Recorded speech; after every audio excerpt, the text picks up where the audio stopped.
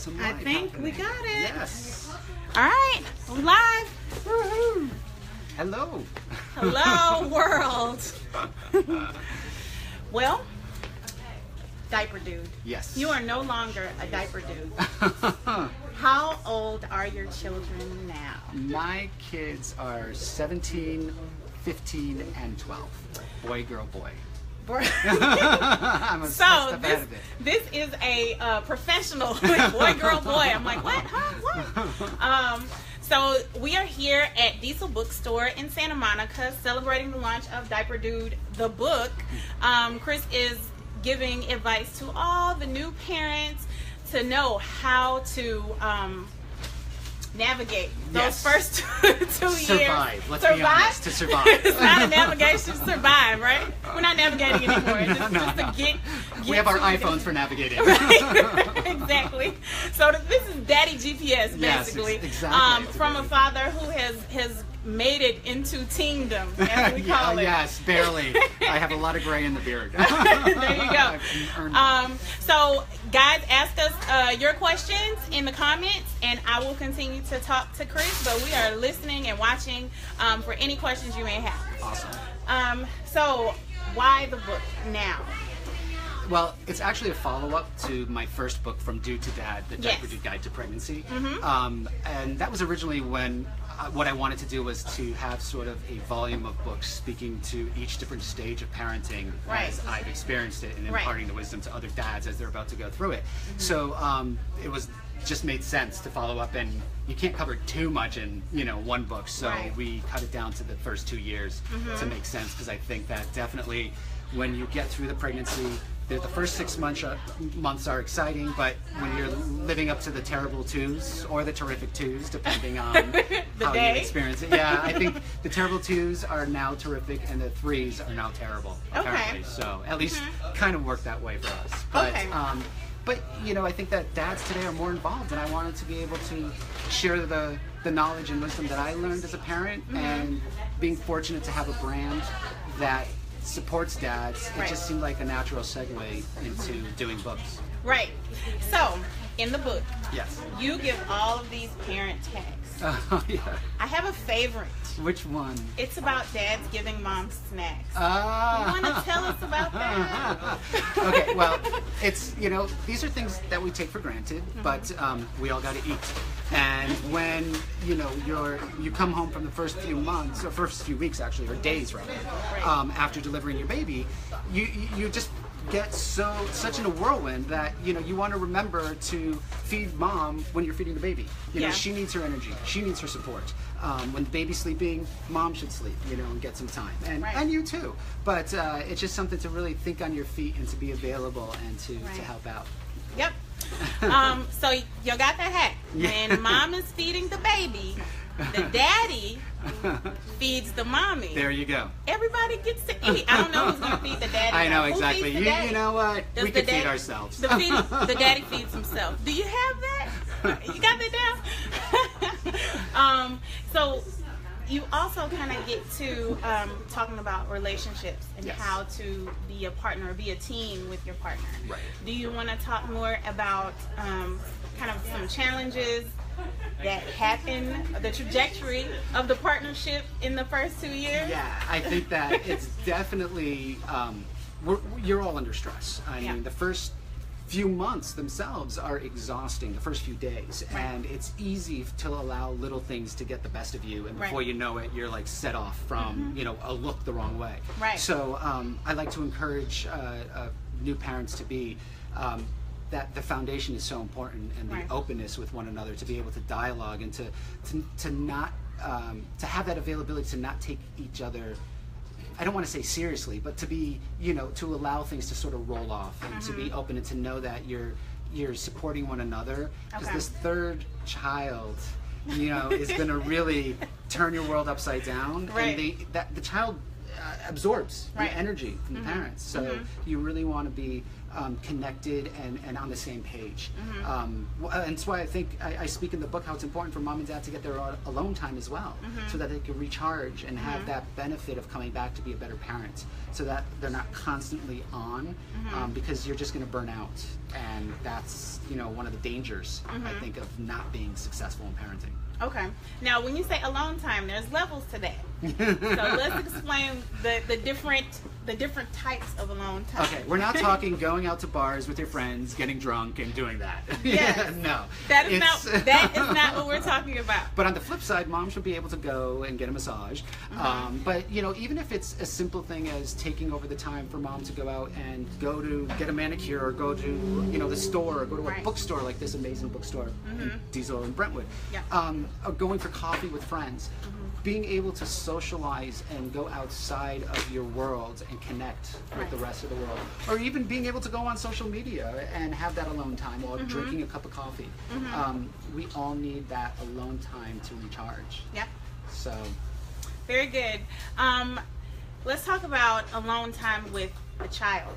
How important is one-on-one time between dad and baby in these first 2 years? Oh, I think that is probably the most important, and I can't. There was a study discussing, and I'm probably going to butcher it, so I don't even know why I brought it up. But there was a study done about the impact that men have on daughters specifically, and how that relationship and the involvement actually had shown that they became more evolved individuals, and it just their confidence, self-confidence, and ease just translated into their later part of life.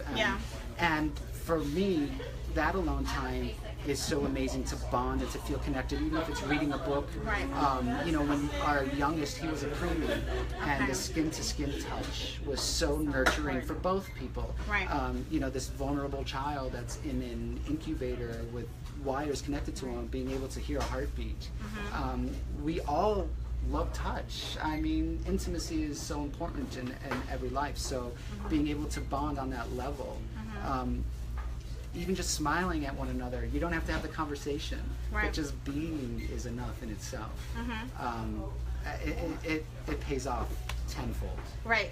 For sure. Well, alone time with the child is great, but then there comes the other child and the other child. So how did you, now that again Chris now has teenagers, how did you navigate spending alone time with individual children when you have multiple children? It was challenging. You never feel like you have enough to give. Not to mention that you have to have enough time to give towards your significant other. So we're talking not only other children, but your partner. It's all about, I think, scheduling, and we don't need to have 10 hours logged a day, for alone time. It's alone time that means something, whether it's at night before they're going to bed, to read books to them. Establishing rituals, I think, is important.